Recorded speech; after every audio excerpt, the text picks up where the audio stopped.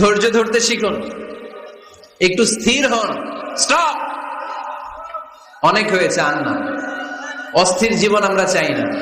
এই কোরআন আমাদেরকে অস্থির সময়ে স্বস্তির বাণী শোনায়, ঠিক কিনা? কিসের বাণী শোনায়? স্বস্তির বাণী। কোন সময়ে? অস্থির সময়ে স্বস্তির বাণী শোনায় কোরআন, ঠিক কিনা?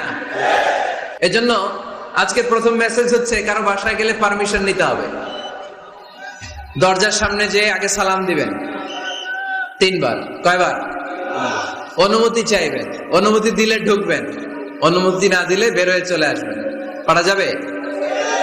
এজন্য রব্বুল আলামিন বলেন, ইয়া আইয়ুহাল্লাযীনা আমানু লা তাদখুলু বুয়ুতান গায়রা বুয়ুতিকুম হাত্তা তাস্তানিসু ওয়া তুসাল্লিমু আলা আহলিহা যালিকুম খায়রুল লাকুম লাআল্লাকুম তাযাক্কারুন।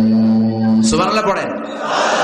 আল্লাহ ডেকে বললেন, ও ঈমানদারেরা শোনো শোনো, তোমরা যখন অন্য কারো বাড়িতে যাবে, খবরদার অনুমতি না নিয়ে, সালাম না দিয়ে ঘরে ঢুকে যেও না। দরজার সামনে দাঁড়িয়ে থাকো, দরজার সামনে দাঁড়িয়ে দাঁড়িয়ে 3 বার অনুমতি চাও, তারপরে সালাম দাও। অনুমতি দিলে ঢুকবা, নচেত চলে যাবা, ঠিক কিনা? এই আইনটা কার? ফেনীবাসী কি আইনটা মনে রাখতে পারবে? কারো বাসায় যাওয়ার আগে অ্যাপয়েন্টমেন্ট নিয়ে যাবো, আর যে হুট করে দরজার ভিতরে ঢুকে যাব না, অপেক্ষা করব। You have to wait. তিনি আসতে বললে এরপরে ঢুকবো, মনে থাকবে? কারো ঘরে অনুমতি না নিয়ে ঢুকা কবিরা গুনাহ। আমরা এগুলোর ইসলাম মনে করি না, আমরা ম্যানার জানি না, আমরা সোশ্যাল নর্মস জানি না। আমরা মনে করি নামাজ, রোজা, হজ, যাকাত, জিকির এগুলাই ইসলাম, ঠিক কিনা? ধরাবাঁধা ইসলাম হিন্দু ধর্মের মতো গদবাঁধা কোনো ধর্ম নয়। আমাদের মসজিদ এটা গির্জা, প্যাগোডা, সিনাগগ আর গুরুদুয়ারার মতো যে কোনো ইবাদতগাহ নয়। আমাদের মসজিদগুলো আমাদের সামাজিক ঐক্যের কেন্দ্রবিন্দু। আমাদের ইসলাম হচ্ছে আমাদের জীবন চালানোর মেথোডোলজি।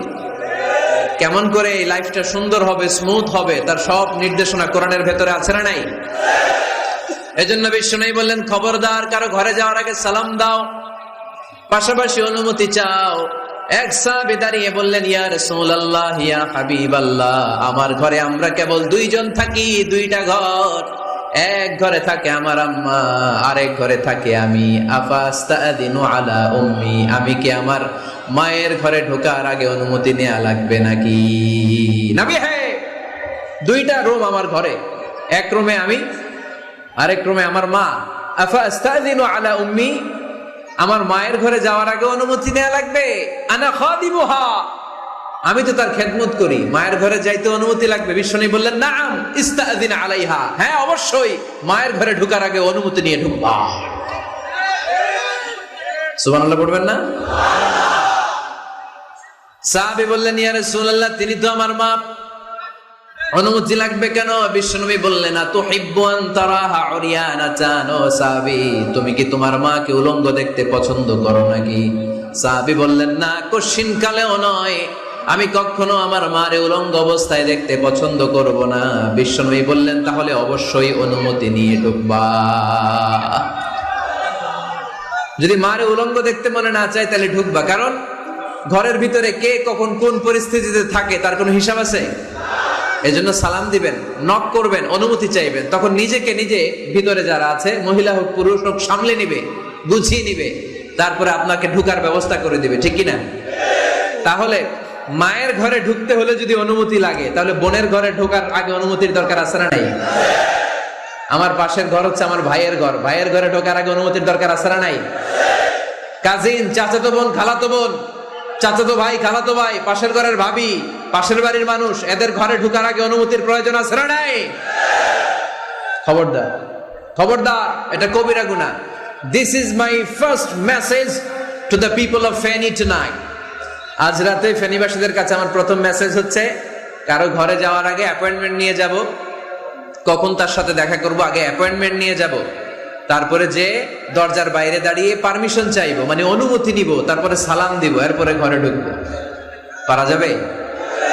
ইনশাল্লাহ পড়তে পারবেন না আওয়াজ করে? আজকে আলোচনার বিষয় হচ্ছে সূরাতুল হুজুরাত। সূরার নাম কি? হুজুরাত। এটা মাদানী সূরা। কি সূরা? এটা কোরআনের 49 নম্বর সূরা। কত নম্বর সূরা? এই সূরায় মোট আয়াত আছে 18টি। কয়টি? এবার আমি প্রশ্ন করব, উত্তর দেন। এই সূরায় মোট আয়াত সংখ্যা কয়টি? 18টি। 49তম সূরা। আর সূরাটা মাক্কি সূরা। কি সূরা? মাদানী সূরা। এই সূরাটাকে বলা হয় সামাজিক রীতিনীতির সূরা।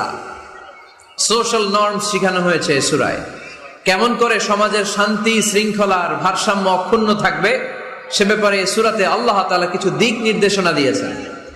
আমাদের সমাজের ভারসাম্য ঠিক নাই, শান্তি নাই, সুশৃঙ্খলা নাই, শুধু মারামারি, জিঘাংসা, কিলাকিলি, হিংসা, বিদ্বেষ, বিশৃঙ্খলা।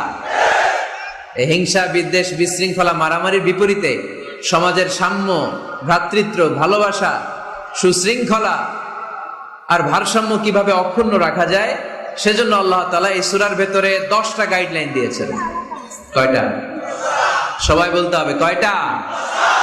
10টা। প্রথম গাইডলাইন হচ্ছে আল্লাহ তাআলা বলছেন, খবরদার যারা বিশ্বাসী বলে নিজেদেরকে দাবি করো, আল্লাহ আল্লাহর রাসূলের নিয়মের বা আইনের উপর দিয়ে টপকে যেও না। আল্লাহ আল্লাহ রাসূল যেটা বলেছে এটাই ফাইনাল, ঠিক কি না? রব্বুল আলামিন বলেন, ইয়া আইয়ুহাল্লাযীনা আমানু লা তুকদ্দিমু বাইনা ইয়াদাইল্লাহি ওয়া রাসূলিহি ওয়াত্তাকুল্লাহ ইন্নাল্লাহা সামিউন আলীম। পড়েন সুবহানাল্লাহ। আল্লাহ বললেন, যারা বিশ্বাসী বলে দাবি করে, খবরদার আল্লাহর দেয়া বিধান আর আমার নবীর দেয়া বিধান, এই বিধানগুলাই ফাইনাল। এই ফাইনাল কথার পরে মুমিনের কোনো কথা থাকতে পারে? আল্লাহ যেটা বলেছে, আল্লাহ রাসূল যেটা বলেছে সেটাই ফাইনাল। আওয়াজ করে বলতে হবে, সেটা কি? এটা ফাইনাল। এরপর আর নতুন কোনো কথা নাই। যখনই বলা হবে আল্লাহ বলেছে, রাসূল বলেছে, আমরা বলবো আমান্না, সামি'না ওয়া আতা'না। আমরা শুনলাম, মানলাম, বিশ্বাস করলাম, আমাদের পক্ষ থেকে আর দ্বিতীয় কোনো কথা নাই, ঠিক কি না? এজন্য আল্লাহ বললেন, খবরদার আমি আর আমার রাসূল যেটা দিয়েছি সেটাই ফাইনাল। অতিরিক্ত বুঝতে যেও না, ওভার স্মার্ট সাজতে যেও না, আমি আল্লাহর দেয়া নবীর দেয়া বিধানের সামনে অ্যাডভান্স হতে যেও না, কারণ আমি আল্লাহ আর আমার রাসূল যেই নিয়ম দিয়েছি সে। কোন মুমিন বান্দাবান্দীদের কাছে যখন আল্লাহ আর আল্লাহ রাসূলের কথা বলা হয় তাদের কাছে এটাই ফাইনাল, ঠিক কি না?